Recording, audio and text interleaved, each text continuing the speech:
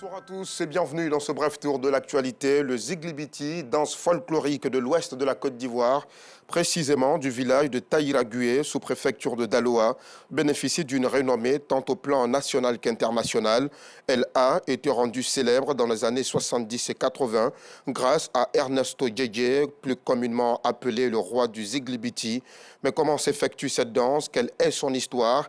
Quelle empreinte Ernesto Djedje a-t-il laissé sur le Ziglibiti? Notre rubrique Escale 225 nous conduit ce soir à Taïragué pour trouver des réponses à toutes ces questions. C'est un sujet signé Maïssa Kogei. L'INPHB de Yamoussoukro était récemment à Kigali, au Rwanda, une visite d'immersion pour s'inspirer du modèle rwandais en termes d'innovation et de technologie. Le KELAB et le Kigali Innovation Center sont les deux sites qui ont été privilégiés par la délégation ivoirienne, comme nous l'explique Afficiata Karamokodosso.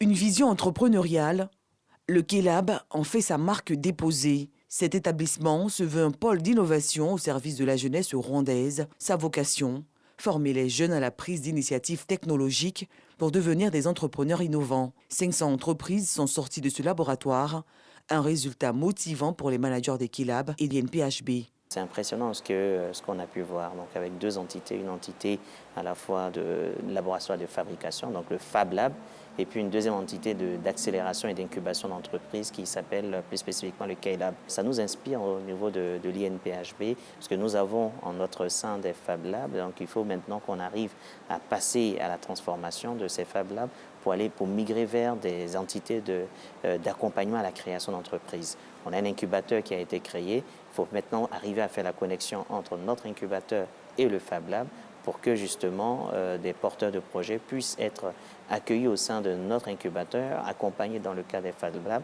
et donc créer des entreprises dans le domaine des technologies, de l'informatique, de la télécommunication, de l'agro-industrie, etc., tous les secteurs porteurs en Côte d'Ivoire. Ce modèle de développement a favorisé la mise en place de la technopole rwandaise, visitée par les responsables de l'INPHB.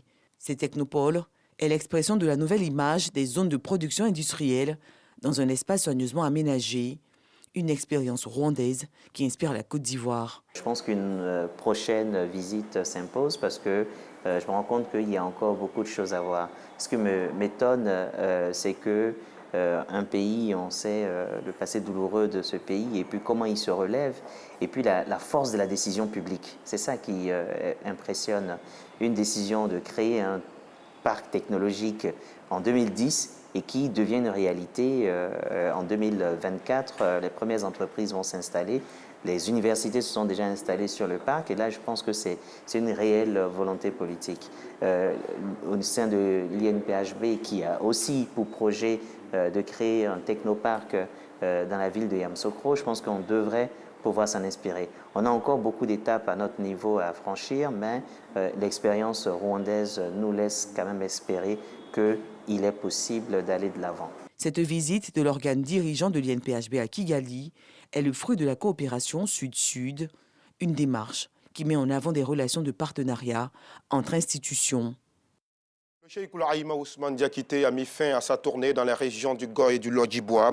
À Divo, le président du COSIM a invité les populations à être des acteurs de la paix et de la non-violence. Il a également insisté sur la nécessité de tourner définitivement le dos à la haine sous toutes ses formes.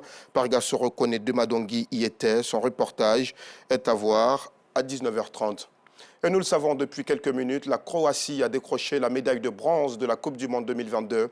Le pays du Ballon d'Or 2018, Luka Modric, a battu le Maroc sur le score de 2-1.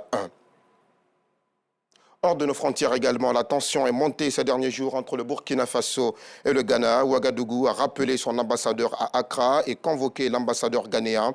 Tout cela intervient après les propos du président ghanéen Nana Akufo-Addo qui affirmait hier en marge du sommet Afrique-États-Unis que les paramilitaires russes du groupe Wagner étaient présents chez son voisin burkinabé.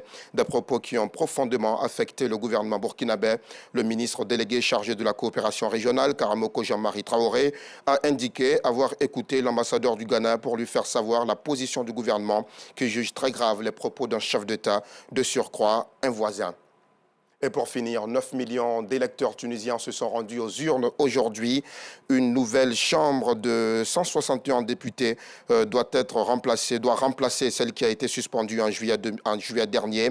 Mais le scrutin, ces élections législatives donc, sont boycottées par la plupart des partis dont le mouvement d'inspiration islamiste, communément appelé Ennahda. C'est la fin de ce bref tour de l'actualité. Merci de nous avoir suivis. Ne manquez pas le 19h30. À tout de suite.